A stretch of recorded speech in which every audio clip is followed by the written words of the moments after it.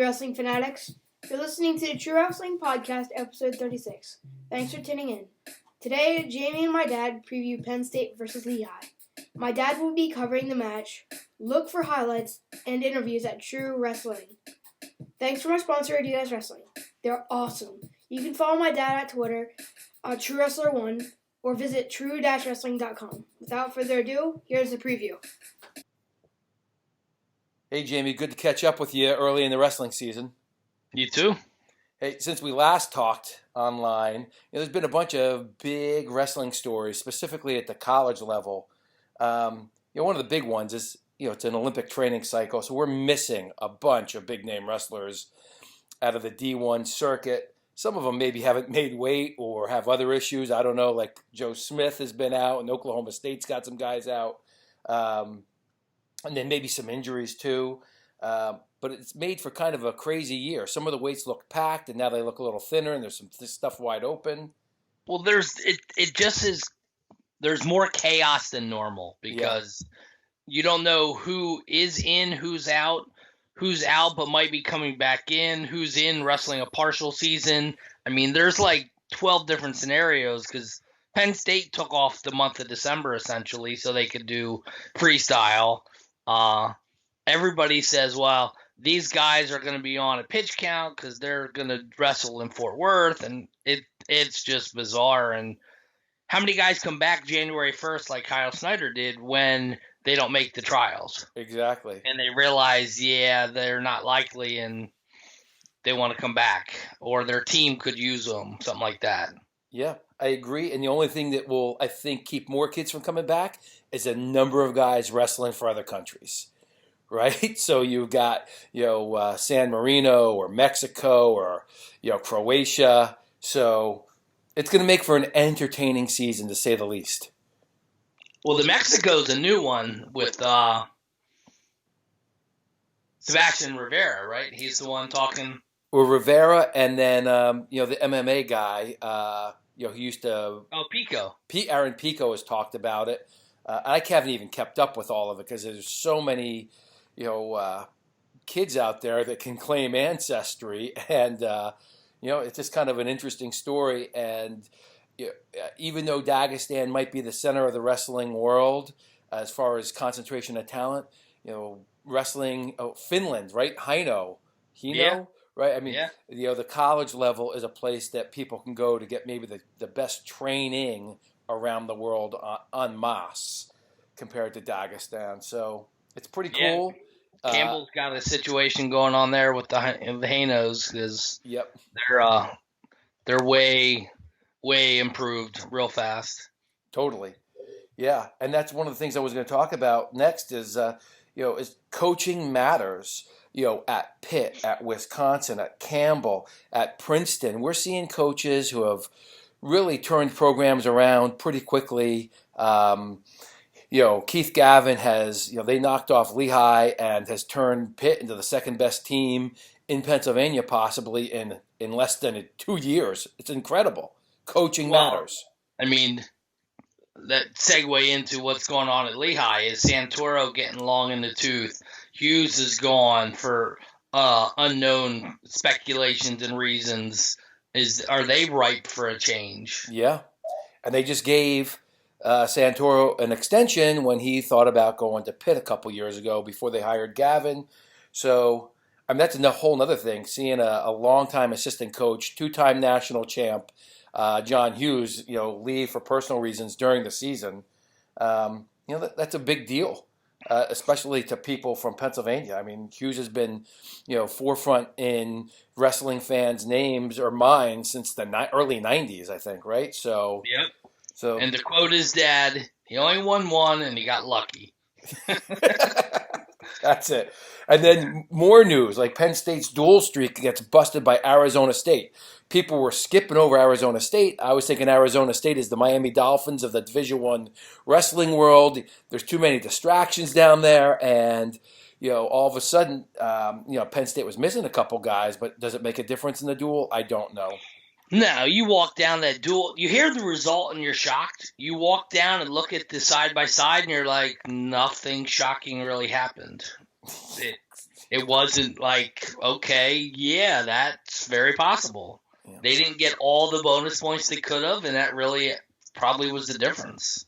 I agree, and we can talk. I'll talk a little bit about that during the preview. But I thought RBY would have had maybe more point separation there, especially being from Arizona and maybe wrestling in front of more fans than he's used to. But that'll be interesting. Right now, I have them as if you figure Rashid's in the lineup, I have them tied for number one at the dual team. Rankings. And without Rashid, I think they're second to Iowa right now. Well, I think all of the other national ones just in the last week have them a lot lower because Teskey's still not ranked. RBY is there, but I think they might have DeSanto over him.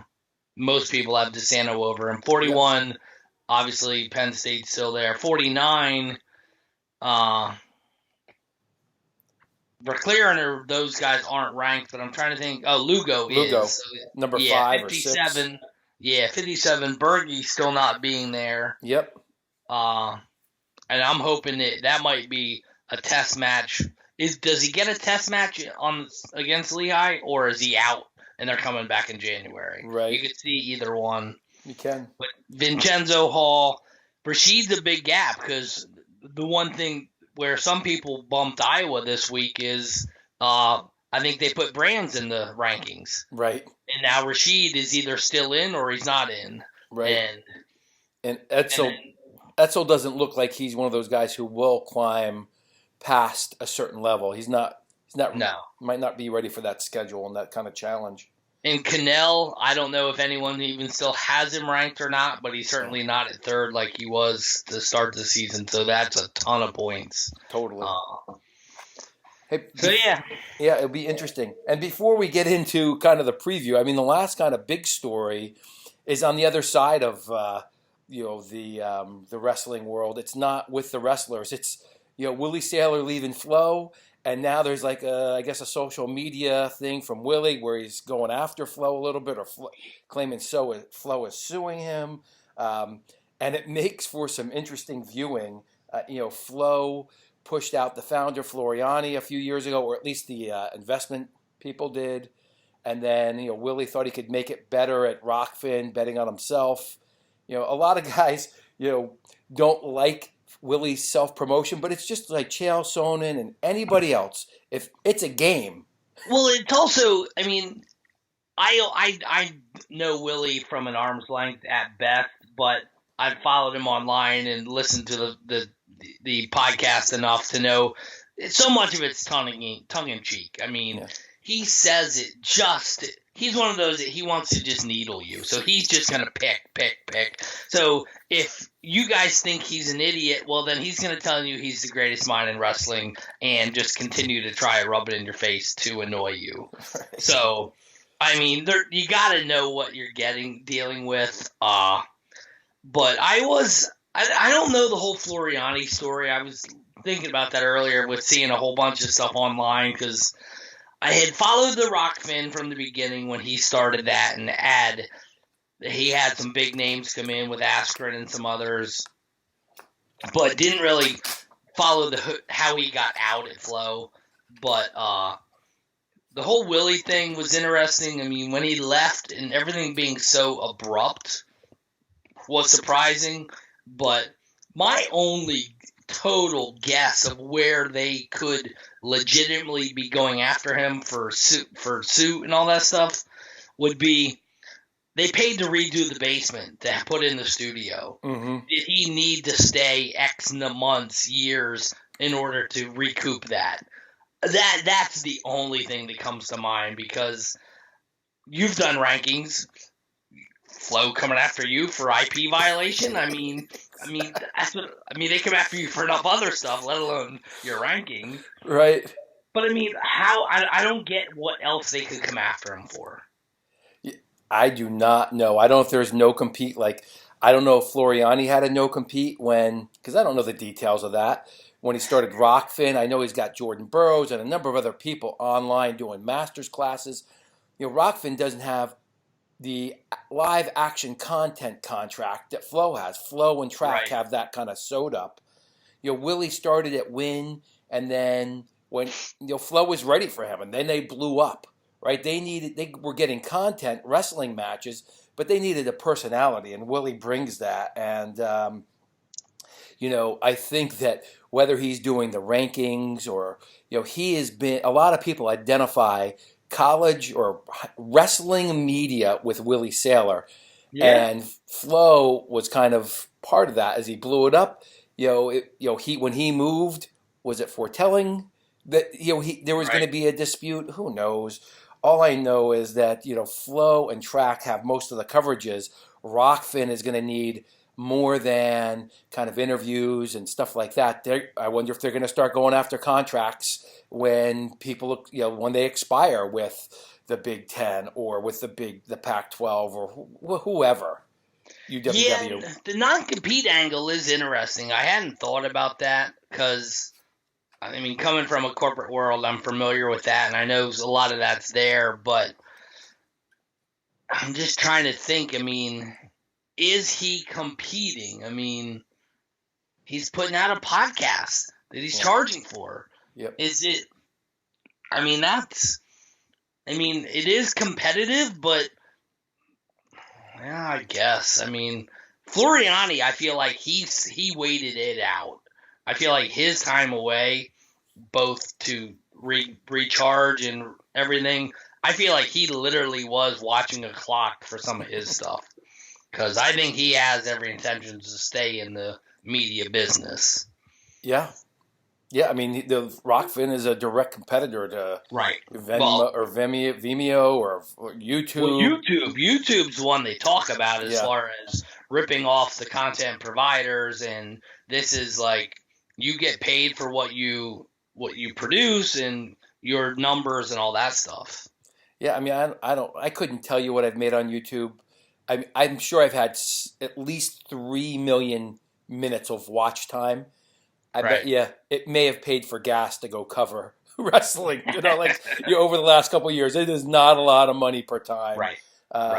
So more power to them if they can create that kind of platform. And I kind of think that Flo will keep the casual fan, but the people who are in this kind of business where you're trying to attract people, they call them cultists. The hardcore wrestling fan is going to want Willie's take, I think, because he is so connected to everybody. And will he be able to pull off something like Who's Number One, or where does he go? Well, it's funny. I don't know how much you've been on social media in the last 2 days since you were stuck in Malvern's gym. Willie has posted a bunch, which isn't new. He hasn't stopped since he left, but he has commitments from D1 schools to not let Flo in the door and to only do media through him, is what he said. Wow. He's like, I appreciate all the response and feedback from old fine friends and contacts who have said that they aren't going to let Flo in the door anymore in the room. Well, that's interesting. And I have not been, I'm not a creature of social media, even though, I try to do it, put some time in just to prove I'm not 70. Well, that'll be interesting to watch it unfold. And the other thing that I noticed right around the same time was, I think there's some kind of Husker related new member of Rockfin that showed up recently. Okay. Around the same time. No kidding. All right. So maybe that's the first university that they've started to flip over. Right. And then it makes you wonder, like, individual schools versus the conference. I ran into that trouble a couple years ago where, Big Ten schools are like, yeah, go ahead and cover, sports information director. And then the conference and the people who own the conference media get upset. So it's going to be interesting. And, content is, I think it's exploding right now. And, some of it may wash out. If you don't have a niche, you might not be able to, keep all your viewers just because it's exploding.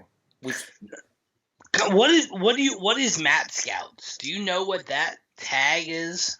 Because Willie says Willie at Matt Scouts. I don't know. We exchanged some messages. Okay. And I'm just guessing he's trying to get together a team of people getting content. That's what I'm guessing. He didn't say that to me though. Does that exist? Is that a group that he joined? Is that something he started? I'm just curious. I hadn't seen or heard much about it. Me either. I don't know. Can't say that I do know. And so besides all the awesome wrestling that we're going to watch and talk about, it'll be curious to watch this unfold and see if Flow loses some of their hardcore fans, and that starts bleeding over into their contracts and where they stand. Because I know Flow is way more than just wrestling. They've got dozens of sports, and quite often you see people come in with investment bankers, and they look at the big picture, but they may lose some of the details along the way. And do they end up losing wrestling versus growing cheerleading or cross country? Flow marching is one of the big ones. Flow marching. Oh man. Well, I mean, and I don't know if it's reactionary at all, but I'm torn about it. Like FRL is now 3 days a week. So I always try to keep up with them. I felt they were the most current, and because they did the twice a week. Well, now it's 3 times, and I'm like, with it not being summer and I'm not spending 12 hours a day in my yard, I don't catch up on the rest of them. I feel like they're the only one I'm listening to right now, and I'm like, I don't know if I like it or not. I feel like I like the diversity of hearing everything else, but it just is weird that they switched to a three-day format shortly afterwards. Right, they're trying to produce more content, but there's not. I don't listen to a ton of it, but it's because there's so little content in what I don't care about their thoughts on aliens or what was going on for breakfast. I'm just interested in the wrestling. No, I know, and if I wasn't attempting to be a more observant driver, I would probably try to fast forward through some of the stuff more often than I do, because I agree, Alien Hour and all that stuff could be left out. And I'm not saying that I don't believe in aliens. I'm just saying I don't think they got. I'm not interested in their take on it. So anyway, hey, how about we get into what we were gonna talk about, which is Lehigh versus Penn State this weekend. It should be a good one. So I got Lehigh coming in. I know people have them down in like between 10 and 20 as far as the rankings go, but I think as a dual team, they're probably around number 10. And I think Penn State comes in 1 or 2, depending on if you give them a pass for some of the guys out of the lineup or not. But for argument's sake, let's just call them a 2. And when I pulled up WrestleStat, and I don't know if you saw what I sent you, the link, but they have 10 versus 2. 10 versus 2. I'll buy that.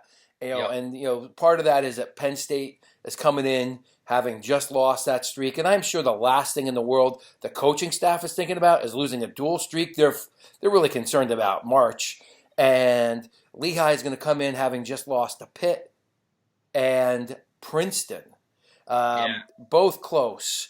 And on the other hand, Lehigh would normally be on an upper here. They knocked off Oklahoma State a week ago, but the way they did it was almost deflating to the crowd with we'll call it lung injuries and stuff like that, and with Coach Hughes. So both these teams are coming in kind of, I don't know if it's on a seesaw, but they've got to be riding a wave of different emotions.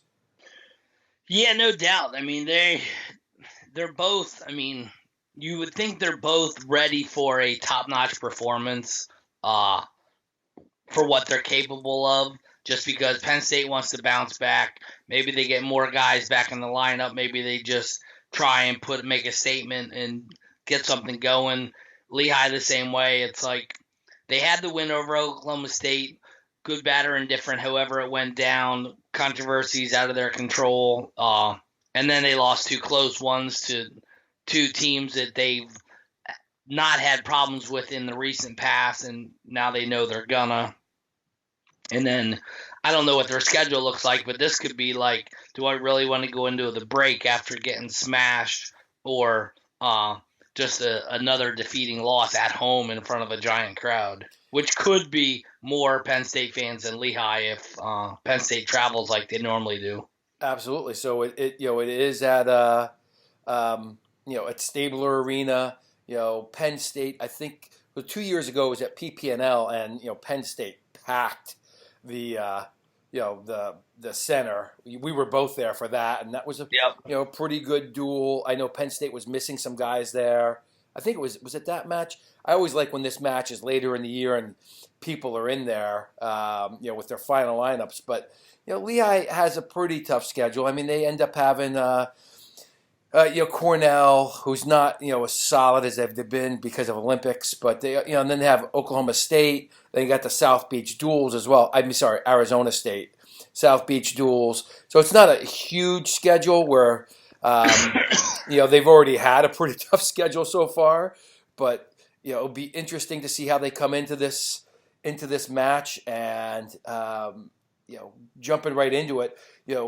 Penn State doesn't start off. Both of these teams generally start at 25, and I think that's got to be a clear favorite. You got Brandon Patesel, who's transferred in from Rutgers, versus Brody Teske, who is an Iowa guy, and a couple years ago when he committed, everybody was pretty excited. How many Iowa guys have come to Penn State? Just the optics of that looked bad for Iowa high school wrestlers going to Iowa and Iowa State, and their lineup being half Pennsylvania guys. Exactly. Iowa having 5 starters. They have more Pennsylvania starters than Penn State does. Right. Exactly. And we can talk about that at maybe later in the season. But so Patesel comes in, and I think they've wrestled in the past, or is it just common opponents? Just common. Doesn't common look opponents. Like any head-to-head. Makes it look like it's going to be close. I think Patesel is going to be aggressive. Even when he's losing matches, I get to watch him pretty often, and I'm going to give him the edge. I think he's aggressive, and I don't think that Teske can stop his attack on his takedowns. It's a matter of Patesel, though, pushing the pace and seeing if he can do something to get the crowd really pumped in that opening match. Well, the common opponents are Killian Cardinal, who I've never heard of, and Shakur Laney. And Shakur, I'm more surprised that Patesel lost to him sudden victory in December of 16. And then Teske beat him in January of 19. That's right. So, yeah. So I think they're giving the nod to Teske just on that. So far, what I've seen this year, I gotta think Patesel is going to get the win. Yeah, I'm going to give Patesel a regular decision win. I think his gas tank and his edge is really in the neutral position. We'll see. I expected a little more to Teske on the ASU match. I thought that maybe he was going to make some leaps, but you never know when these guys are sick or injured. But right now, I'm taking Patesel to open up the match with a Lehigh win. And, what would be huge for Lehigh is if you can get to a major decision, because I'm not sure. I don't know if Teske's got the offense to stay with Patesel right now. So I'm taking Patesel, and I'm taking him by 6 points. By 6? By 6. Penn? No. 6 match. He's going to win by 6 match points. All right. Okay. Regular decision. No Regular bonus. decision. Okay. Gotcha. Yeah, I think he's going to win. It depends. I haven't seen Patesel, but we saw Teske get tilted out of the building against Lock Haven Kid last year. Right. So if Patessel's got a top game, then it might jump, but maybe Teske can keep it to a match on his feet and keep it close. But I still think Patesel wins. Okay. 133, Nick Farrell for Lehigh comes in ranked around number 20. Roman Bravo Young comes in for Penn State, ranked like number 3. Last time RBY majored him. I've already said I didn't think he looked at his best at Arizona State. I think his attacks are too dynamic for Nick Farrow is a kind of a station-to-station wrestler. He can take a shot. I don't think he can chain wrestle with Roman Bravo Young right now. So I got to think that RBY is looking at a bonus point win. And if it's not a major, you got to think it's a win for, if it's less than a major, it's a win for Lehigh. Whereas if it's more than a major, it's obviously a win for RBY and Penn State.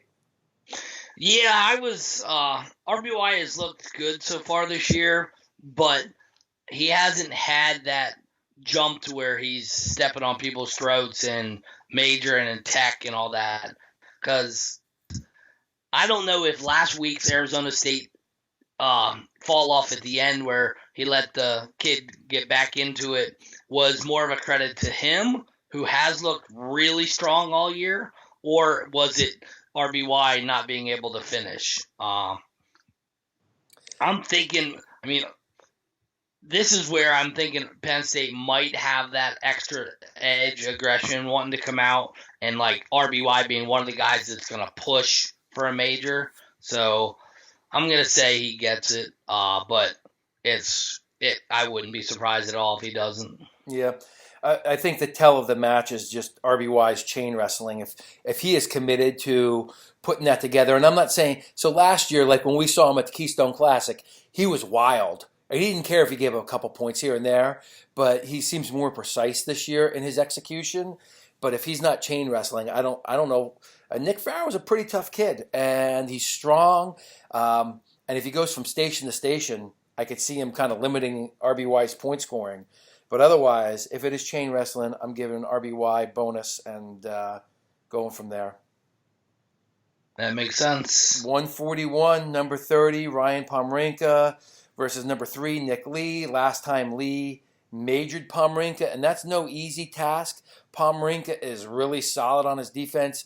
He gave Yanni a pretty close match last year. And Pomrinka's biggest issue is just not ready to pull the trigger enough to generate offense, but his defense is pretty good. So for Lee to get a 23-10 major last time is saying something. And that was last year when Lee, when we saw him, he was like RBY. He was a wild man out there. He was just seeing what worked and what didn't work, and wasn't necessarily super precise early in the year. He was just trying to get his attacks down and figure out what was working. So. I think again, a push would be a major decision for Penn State, and a win for Lehigh, at least on the emotional level, would be to hold them less, no bonus points. On the other hand, Nick Lee is looking pretty solid this year, and I'd be curious to see if he can get more than a major. Well, he's definitely looking for looking more, and that's been his style nonstop. So Pomrinka, what is he for the year? They don't have his current. It just seems like up and down. That he does good, then it's like, and he has these unexpected losses in there. Yeah, he knows how to lose close, like losing to Yanni or Joey McKenna. I think he lost to McKenna by a point last year. I think Yanni was a couple points maybe. But every once in a while he'll get stuck here and there. He's really good at that the defensive close match. And Lee last time figured out how to get him going to he majored him 23-10 last time. Yeah. So I'm going that Lee is he has that recipe. But if he does not let it fly, it's going to be a close match, and all of a sudden things are starting to look a little different because Penn State wants those bonus points because they don't have the bonus point horses like they've had in the past. No, not at all. Yeah, I'm thinking he wants 5. I'm gonna say he gets his tech because he appears to have gotten a little bit more ability to get those extra points when he needs them. Now, I just heard he went home with Vincenzo Joseph for Thanksgiving, and that he's light enough that he was able to eat all of Vincenzo's mom's pasta where Vincenzo couldn't. Now, is he going to have a bad weight cut and come back and struggle? I don't know. That's a worry. It's funny because I talked to him briefly last year. I think it was in Pittsburgh, everybody's talking about him going up in weight. I don't know if that's going to happen next year. Like, he'd have to put on a lot of muscle. Weight was not an issue for him last year. In this, whatever I saw at Twitter or something, or where. Oh, it was in an article? I don't know. I was looking something up. But Vincenzo said Lee gets really light to the point that Vincenzo was going to go home and eat the traditional Thanksgiving and skipping the Italian carb side of it. But he said Lee wouldn't have a problem. He could go and eat all of it because he gets really light. Gotcha. All right. We're taking Nick Lee. And 5 each. Say it again? 5 each, Tech. There you go. So we have it. So I think we're the same. A decision for Lehigh, a major, and a Tech. I think it's going to be a major, though. I'm going with major. 4? All right. I'm going 4. So I have it 9-3. You have it 8-3. There you go. 49. Jimmy Hoffman comes in round number 40, and then I don't know if we have Gardner or Verclearen for Penn State. Verclearen Maruka wasn't looking great for ASU, and I don't know if Verclearen was looking great. And you never know if it's the weight cut with him, diabetes. I don't know. The kid is mentally tough. I was expecting him to win that match. Last time Verclearen beat Hoffman 5-3. That was last year, I think, at the Scuffle. Hoffman is wrestling better than that, I think, this year. Being in the lineup full time for Lehigh. I think he was a 2-time state champ out of Hazleton. Verclearen is a world team member. Lost a wrestle off to Gardner, but then what? What did he? How did he get back in the lineup? Was it at a tournament? He beat Gardner. He beat Gardner. Yeah. So I'd be curious to see if they rotate that weight class until someone really claims it at Penn State. Yeah, I mean, WrestleStat has Verclearen with a 1-point win and Gardner as a 4-point loss. Interesting. Is how they see the difference between the two. The common opponents, Hoffman beat Maruka 4-1 and Verclearen just lost 5-4. I know. I mean, that's the most recent one, and that still doesn't sway them to pick Hoffman. Yeah. Well, I got that as like a toss-up right now because we don't know who Penn State's got. Right. And, I have not got to see either Gardner or Verclearen in person this year. Looking forward to either one. And I have seen Hoffman, and he just looks like he's pushing the pace even when he's wrestling a stud. So I got that as a toss-up, and be curious to see if Penn State thinks they've got enough points on the board that they give Gardner a chance here, even though he might not be the favored wrestler. All right. Yeah, I don't know. I mean, what do you know about the new starting rule to determine the weight class? Because I feel like the coaches can't stop it from being 125, or they can't force it to be 125 as much as they could.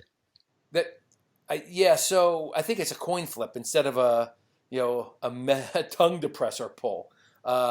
So that's from what I was told, it is once you opt to flip the coin, if it comes up as not starting at 25, then you have to figure out what weight it starts at. So it's 50-50 of where they, whether or not, if a coach chooses to flip the coin, then you figure out what weight it'll be. So you think they have to agree to a non-25 weight first, and then if they agree, I think the visiting coach gets to ask to flip a coin whether or not they start at 25.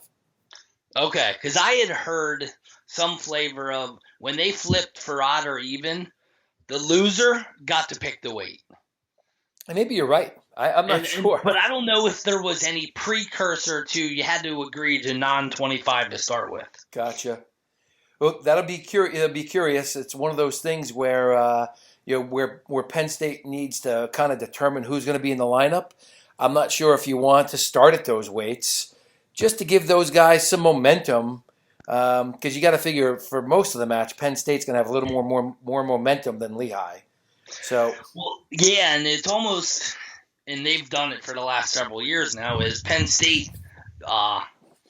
counted on the hammers at the top, and they were able to kind of wait out the lightweights that weren't as strong. Yeah. All right, so I have it a toss-up, and I'm not going to pick just based on – I think Verclaren wins a 1-point match.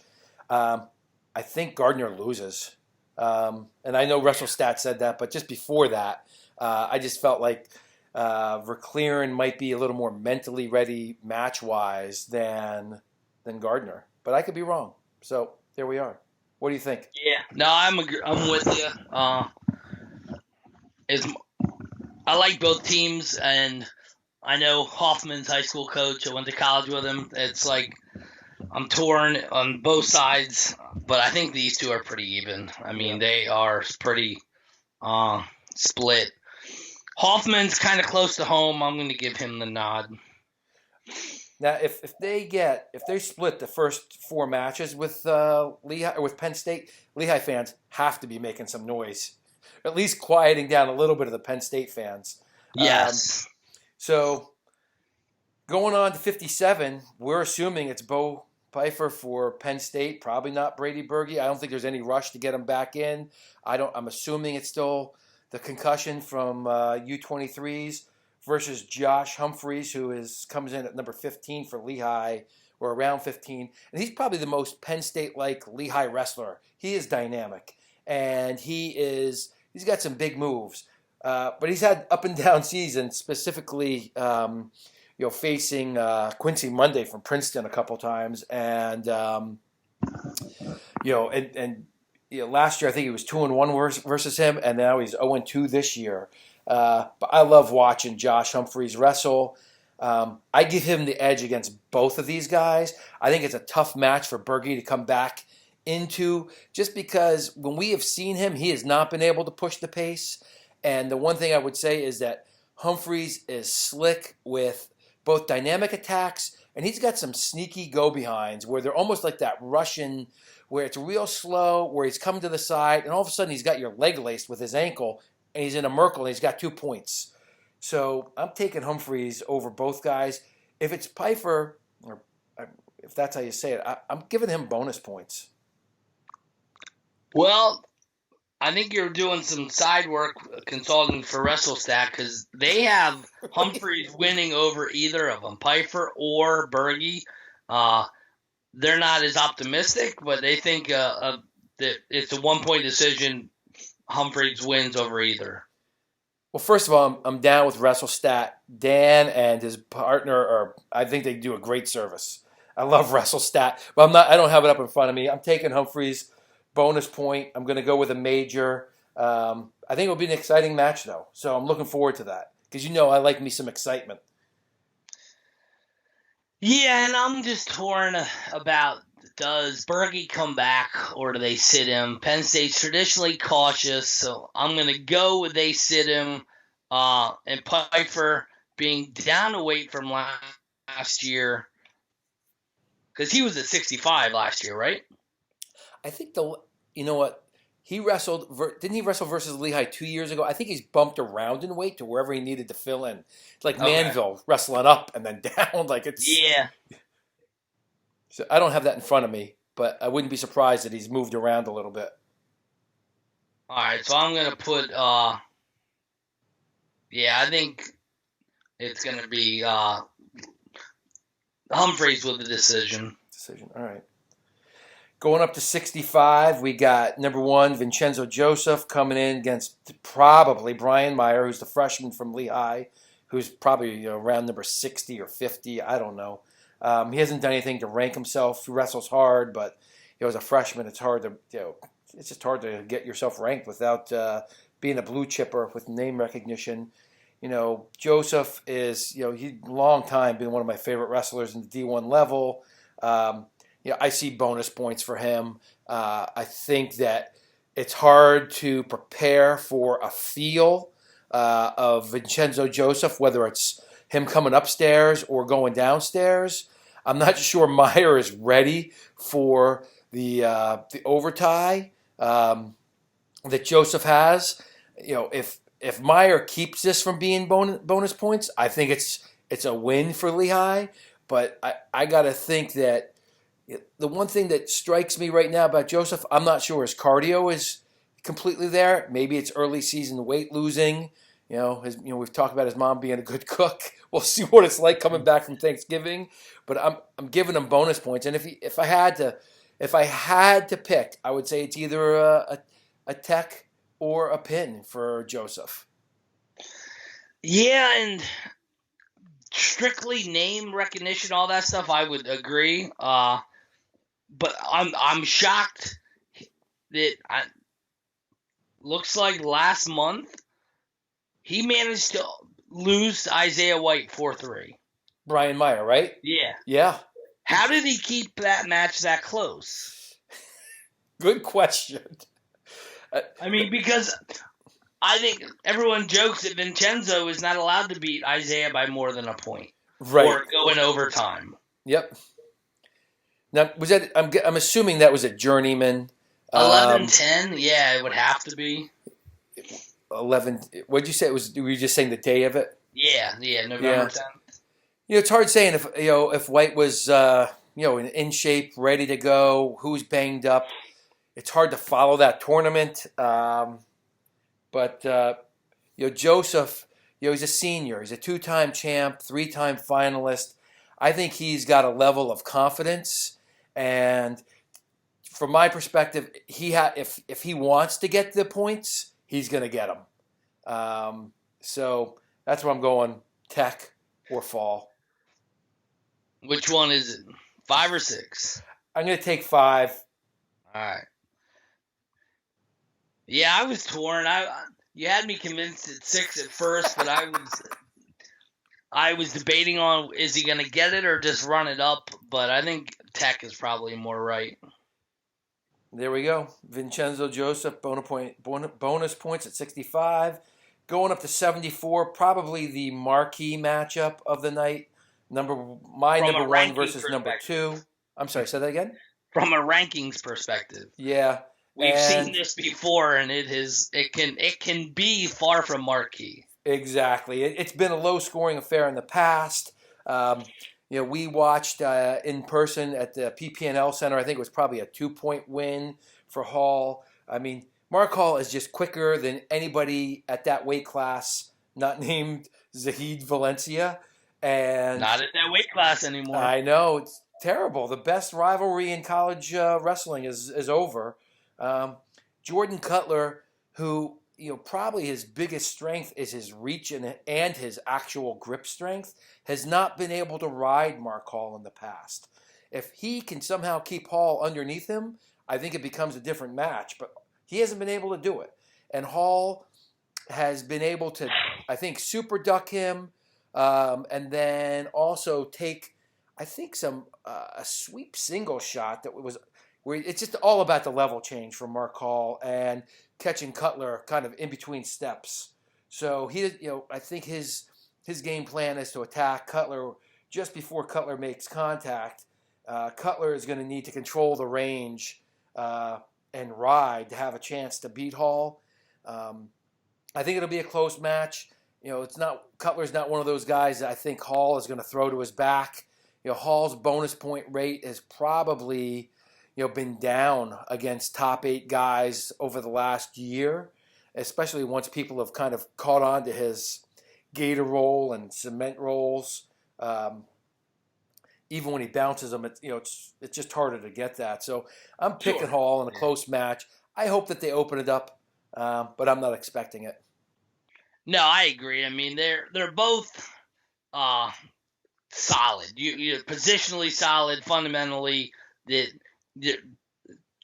It's not going to be one blows out the other.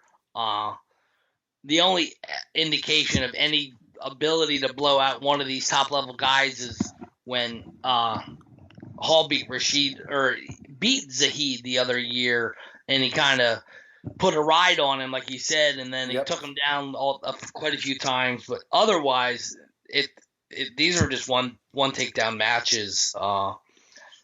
And it's not even like Hall got lucky with the mixer on Price how many years ago when he was a freshman. But I don't see that happening either. So, yeah, I agree. I think it's going to be like a one takedown match, 2-1, 3-1 kind of win.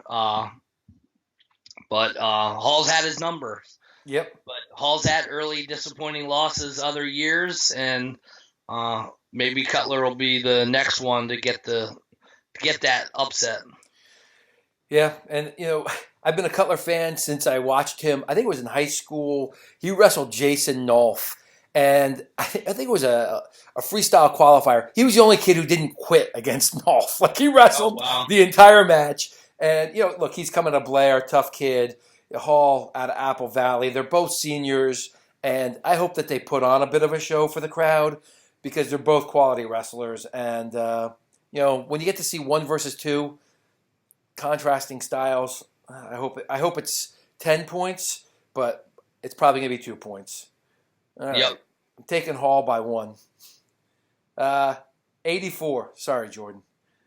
Sorry, Kevin. Actually, 84. We got Chris Weiler coming in at probably between 20 and 25 for Lehigh versus probably Edsel, but maybe Rashid. I know Rashid weighed in, but. From what I have heard, he is not going to wrestle.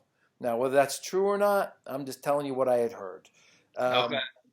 So, watching Edsel, he's one of those guys where Pfeiffer probably has benefited from having more starting time over the last couple years. Edsel has not had those mat time, on the big stage. I would give Weiler a serious edge over Edsel, even though Weiler has not looked fantastic. Oklahoma State, he had massive cardio problems. I don't know if he was sick. I know that some of the upper weights were sick for Lehigh, but that was he was winning, then it was tied, and then he got pinned. And Weiler is one of those guys who. He may be the slowest funk wrestler that I know. He had the win over Stefanik, a District 11 guy wrestling for Princeton, and he actually opened it up versus Stefanik. But then he ended up losing to Nino Bonacorsi, who is ranked around number 10 in that pit match, and didn't look like his cardio was great. I don't know what his cut is. Last year he wrestled up a weight class, but I would say Weiler, if his cardio is right. Lehigh needs him to win, and it's one of those things where I think he would probably get bonus points. Unless you get your hands on Chris Weiler and you're used to somebody doing those slow motion rolls, and then he has that little hip hop that just takes you that final roll that you're not expecting. He could catch Edsel on his back a couple times. If it's Rashid, it's a different story. The only difference is, when Rashid was a freshman, he had the cardio problems. You want, and part of that was weight cutting. Is he going to have the cardio to push with Weiler the entire match? Yeah, it is night and day different. If it's Edsel, he's going to be outclassed, and WrestleStat has a major, and I wouldn't disagree at all that Weiler would put up the points because he's tough on top and can turn people. If it's Rashid, like you said, is he ready for prime time? Weiler, in theory, is a bigger 84 coming down from 97. Now, is he the same as Rashid? It was a bulked up 97 that didn't really weigh that, but wrestled there. I could see that. But is that a perfect first match for Weiler, or is that too hard? For Rashid, or is that too tough of a first match for him? And they're both going to be just trying to cradle each other constantly, which would be interesting. I don't think it's going to be Rashid, so I'm going to give Weiler the major. I'm with you. I don't think it'll be Rashid. I'm just guessing we won't see him coming back from ACL surgery. I think it was in April. And a lot of these D1 athletes are supermen, but 6 months is kind of the standard, and there's no rush. There's no rush. They need him for March points. So they want to make sure he is truly 100%. And, I'm going with Weiler over Edsel. And, even though Weiler has lost a number of cradles, I just got to think that he's going to be on the edge of bonus points with a major over Edsel. Yep. Going up to 97, Jacobson just comes. So you know, going into it score-wise, right now you have a Lehigh 11, Penn State 19. I have Lehigh 13 and Penn State 17. So it's close going into these last two weights. Well, that'll make it interesting. So I don't want to betray anybody's confidence. I know that there's been a lot of chatter about the Beard Connell thing. I think what most people sees a lack of urgency with Connell, maybe on the mat, a lack of focus or passion. My understanding is that maybe that he's practicing that way as well in the room, and I would not be surprised to see Beard here. Everybody has guessed at what Penn State will do. I would say that no one has a great track record of guessing what the Penn State staff will do in the past. I think that from my perspective, they want to get Beard as many matches as possible against kids that are boys, men that are top 30 before March, and I think that they're going to start him. And I don't have any inside information. I just think that Connell has not been practicing tough. Now maybe he is banged up. Everybody's kind of down on Beard because of the loss to, was it Bolsack, even though he beat him last year. I'm guessing it's Beard right now going into that match. If I told you he just wrestled 3 matches at Lock Haven today, would that change your mind at all? Beard? Yeah. I don't think it would change my mind. Okay. Did he? He just won the Mattown Open. 22-6, 13-3, and 18-3 were his 3 scores against nobody of any recognition. Right. It's one of those things where I think that as a freshman coming in, he's a red shirt freshman, whatever you want to call him, gray shirt freshman. Yeah. If the staff is losing faith that Connell is going to be the point scorer they thought he was going to be, they're going to want to get him as many matches as possible. Hell, they threw, didn't they throw Hall in his first match in Carver Hawkeye? Yep. This is not that kind of hostile crowd, but they need to get as many matches under his belt as possible. And I don't think it's one of those things where you wait to make the decision. And it may be where it's kind of like Gardner and Verclaren, where they wrestle both of them and see who is going to do better. Because they've got that funky schedule where they're not going to be able to clarify at the scuffle, and they're going to have to make some clarifying decision-making processes without that help of clarity at the scuffle. Well, so now you just making me think of a bunch of things there. I think they're going with Connell today just because they want to keep Beard and redshirt, and to me this might be like his last shot. But so the scuffle is not a true open, right? But can you send a team of unattached guys? So in the past, they've waffled on that depending on the number of teams committed. I think the talent pool is a little bit down at the scuffle. Right. South Beach duels, Olympic wrestling. So who knows what they're going to do right now? Because Cannell and Beard are not considered to be ones doing the Olympic schedule. Correct. So could they figure it out between now and their next big thing in January, having them go to similar or the same opens or any kind of tournaments? Yep. Good question. I will say that we're not the only ones talking about it. I think there's also a lot of people very close to the program who are looking for this shift to happen. I don't know if it will, again. And I'll tell you what, I'm taking Beard to beat Jacobson. I don't think he can stop the takedowns. And I'm taking Jacobson to beat Connell. Jacobson's weakness is the low leg attack. He has low ankle mobility, can't drop his knee on his defense, and maybe it's partly because his weight is too far back on his foot. I don't see Connell being that aggressive so far this year. And Jacobson is kind of funky. I don't know if he's working through some injuries. Last year he looked a little better than he did this year. His cardio hasn't been really great. So it's one of those things where I got Jacobson over Connell. I got Beard over Jacobson. Depends who starts. I would go the same way. I'm just playing around with WrestleStat. They actually have Jacobson 2 points over Beard, 1 point over Cannell, which doesn't make any sense to me. Doesn't make any sense. I don't think Jacobson can ride Beard. No. It's one of those things where, all right, so everybody's talked about it. Beard might have trouble with a college level leg ride. I don't think Jacobson has that. He doesn't turn his knee out quickly enough on the legs when he uses them. His knee and his hip are too vertical, which makes him really ripe to be sat to that side and get out. So I don't consider him a kind of an elite level leg rider.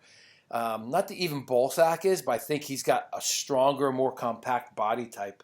Maybe not more compact, maybe stronger frame than Jacobson. Well, Bolsack was committed to getting those boots in and going double and going flat on the stomach and power halves and both to turn and to ride and to wear him out. I mean, he was committed. That was what he was doing. And Jacobson and some of those guys are looking for cradles and other stuff. Correct. So I'm going to take Beard over Jacobson, take Jacobson over Connell. I know that messes up the score. I think if Jacobson is a tall guy and he has a lot of area to attack. He doesn't control space well enough. I think Beard in neutral can get there. Connell just hasn't shown me the aggression in neutral. That's why I'm doing it. I think Jacobson, if his cardio is right, I think he'll win a close match over Connell. So that's my pick at 97, and I think we kind of agree.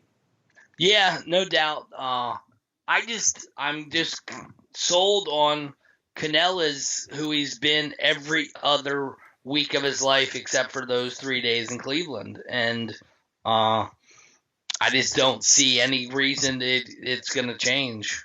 Well, if it doesn't change, that's real. I think that the staff feel like it's not going to change. That's why they're going to get Beard in there. Because if he's a freshman, he needs a ton of matches. He needs 30 or 40 matches. But we'll see. So far, I'm one, terrible at picking duels, and two, Cale Sanderson and Cody and Casey and Jake. I don't think I've ever guessed what they were going to do correctly. So, all right. And then possibly the final match of the night, if we start at 25, is 285. Could be another marquee matchup. We got one, Anthony Cassar Cassar versus number 3, at least my number 3, Jordan Wood. The last time they met, Cassar was able to get bonus points. He won, I think it was a major decision, 13-3 or something like that. And he's one of the few guys who's been able to rack up the points on Wood, not named Gable Steveson. So Wood, I know he was not feeling well early in the season. His cardio wasn't right versus Oklahoma. He lost to Demetrius Thomas against Pittsburgh, and his cardio looked better, but he did not look sharp. So you got to figure Cassar is thinking bonus points here, and for Lehigh and Wood to consider this a win, you got to think they got to be wanting to narrow the gap. Yeah, I would think. I don't think Wood has any way he can win it. I think it's a matter of if they're close, he's going to go kind of extra hard, which I think probably is going to work against him and make it even easier for Cassar to win. But and I think he would get a better chance trying to if Wood's trying to just win the match, not the meet, then I think he keeps it to 3. But if he's trying to go all out and do extra stuff to win the whole thing, then I think it's going to be a major or more for Anthony. Yep. Yeah, they both have great flexibility for low-level attacks. And historically, Wood has had a really good gas tank. But Cassar has put on a bunch of weight, sounds like, muscle-wise. He looks stronger. His hips look stronger. So I got to think that he's going to be able to take attacks at the knee I don't want to say at will, but I just think his takedowns are, he's got one of the slickest takedowns of a big man I can remember seeing. Yeah. So I think Penn State's going to finish up with bonus points there, and especially Wood coming off that loss to Demetrius Thomas versus Pitt, and I don't think he looked particularly good. Like, his attacks did not look sharp. Now, is that because he has not had a ton of practice time? He wasn't feeling well? I don't know. But I like both wrestlers. I like them both because they're big men who are not afraid to attack. And last year, Wood was pushing the pace a lot early in the season. So what do you have what final thoughts on heavyweight? Yeah, I think Casares too mobile. Wood kind of struggled with heavyweights that can move and are going to be stronger than him as well. So I definitely think it's going to be at least 3 points for Casares. He could stretch it if Wood opens up, but I think he's going to get it, which is going to make it pretty decided for Penn State, even though it could come out to be almost a 6-4 kind of match. Well, I'm taking Casares with a major. Major? Yeah, major. So we have so many moving pieces here. I don't have an accurate team score. So it all depends. But right now, I think my range is 23-12 for Penn State, all the way up to 27-12 for Penn, or 27-15 maybe for Penn State. Yeah, I think it's gonna anywhere from 11-27.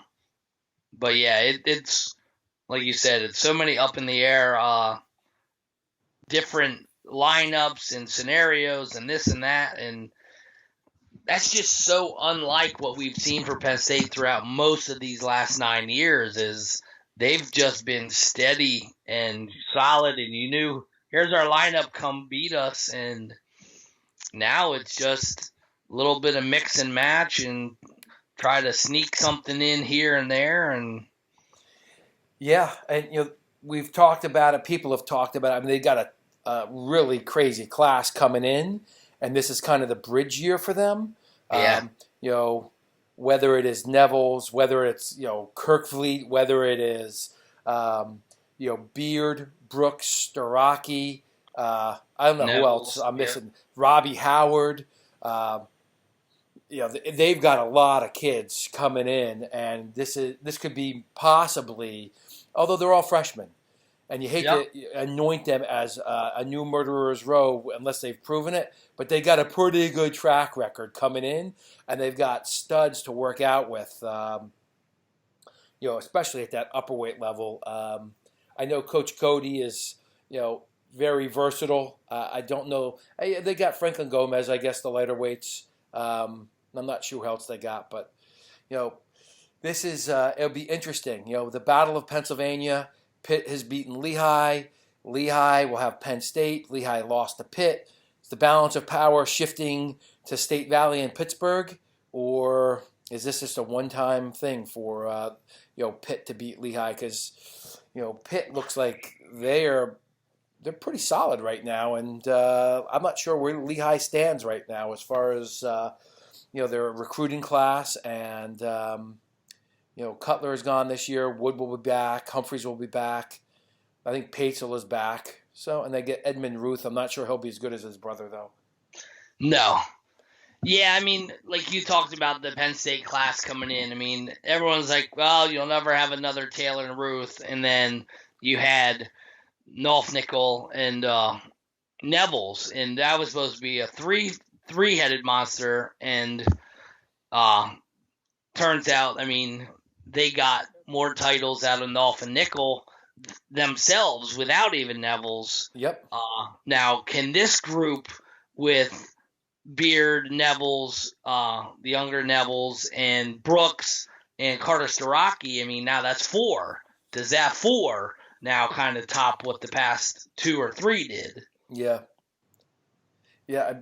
They've got a tremendous class coming in. So well, this is going to be a very interesting year to see how it plays out and who is in the final lineup come March or Big Tens, which we should probably will be at for Penn State. Next year is I'm sure the fans are all looking at it and saying, is Robbie Howard going to start next year? Is at 25? Because since Suriano has left, it's been a hole. And at 33, I don't know what the weight is for RBY if it's that hard.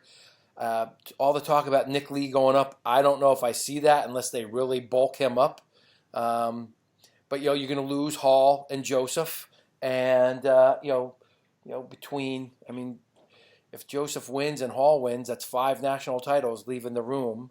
I'm not sure they're gonna. I'll be curious to see if they're sticking around to wrestle at the senior level. I know they want probably the money that goes along with wrestling at the club. So right. Probably, but they've both seemed fairly subdued about it. Yeah, it'll be interesting. This class loses a lot. Are they? Some gonna say, did Hall underachieve? Did Joseph overachieve? But yeah, it'll be interesting to see how they replace him. And can they get Kassar to stick around for another medical year? Right. That's, he's a beast. I know Nicola's fighting MMA. Kassar has talked about wanting to fight MMA. I've talked to a lot of wrestlers. I have a couple friends who have done that, and I got to tell you, so a friend of mine, Fun Size Makovsky, right? He's recovering from knee surgery. When you get smacked in the face a few times, it's different than wrestling, and you really need to want that. And we'll see what happens. See what happens there. Yeah, Bo's doing a no-gi modified rule match against one of their pound per pound number one next week or something. Right. Yeah. Be very interesting. Is Flo carrying that? No leg. I don't know who is, but there's no leg lock, so he's not gonna lose a knee or anything. Gotcha. But of all the guys, he's the one I want to see stick around for the senior level career. Hall, I think, is just a lifelong tweener. I just see him as like a slightly bigger James Green, where you're 79. You're not 74. You're not 86, and you're never gonna be either of them. Yeah.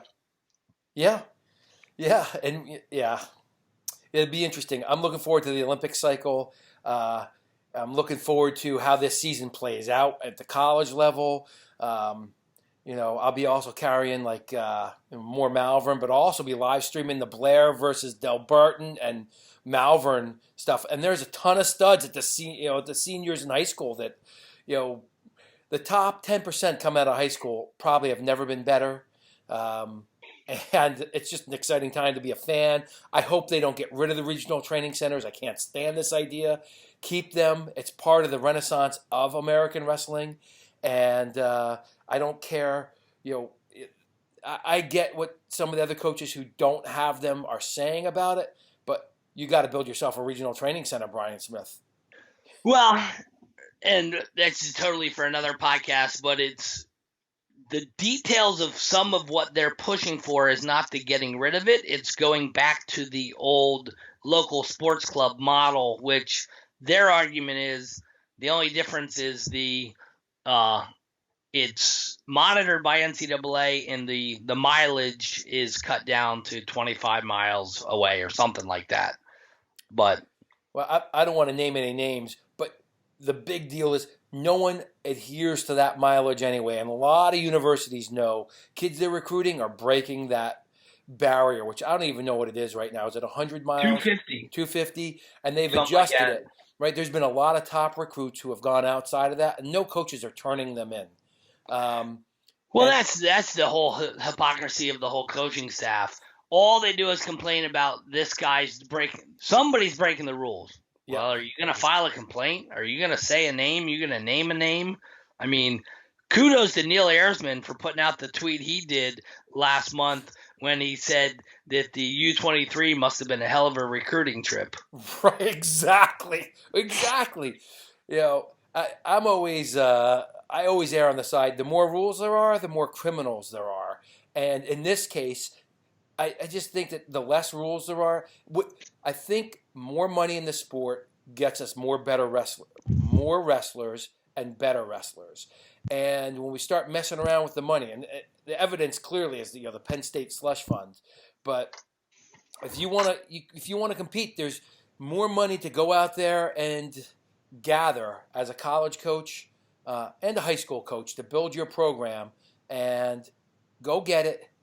Hire someone else to go get it. Get a director of development. Get an assistant coach who a volunteer assistant who is great with the alumni, and go shake that money tree and build your training center. Yeah, no doubt. I mean, people are like, well, that's a lot of work. Well, okay. Now, a lot of teams have done the work. Now, did Penn State get a ginormous head start by having one large $5 million donation? Sure. But they still have quite a bit of other money. And look at Princeton and the Penn RTCs, which are both up and coming and doing well. Well, they decided it wasn't the best to do it alone and that they needed to team up. And they have dedicated RTC coaches who are not the university. Absolutely. Yeah, I mean, the NJRTC is catapulting themselves. Even the Penn RTC. I mean, they've brought in McKenna, Lezak. And they've had some turnover, but Brandon Slay's got a vision for that, and Reese Humphrey has a vision for it, and it's working. And granted, everybody makes mistakes. The idea is to work through those mistakes, keep getting better, and not limit the amount of money. Because the more money, the more you got, the more people you have, the longer you can extend people's wrestling career. And a lot of these guys, you want them to stick around to either be coaches or coach locally if they're not coaching at your. It's like David Taylor. When's he ever going to start coaching? After this cycle? Is he going to coach? Is he going to wrestle for the next Olympic cycle? Who knows? Maybe his body. But your point is, he is coaching. He's running a training center outside, like in the shadow of Penn State's room. That's right. And we were wrestling against them yesterday. There was a whole bunch of kids wearing those singlets, and they were pretty good kids. And right. You know what I'm saying, though. It's fans want their best alumni to come back and coach at their place, and it doesn't always happen. So. Anyway, all right, Jamie, this has been a long one. We're well over an hour. I can't read what Skype says, but I think you should splice it up into 3. Because you could easily splice the first one. Oh, what just all the storylines? Really? Yeah. Maybe I'll cut them into 2. Yeah, do that and then do the match for the second. All right, man. Good talking to you. Talk it easy.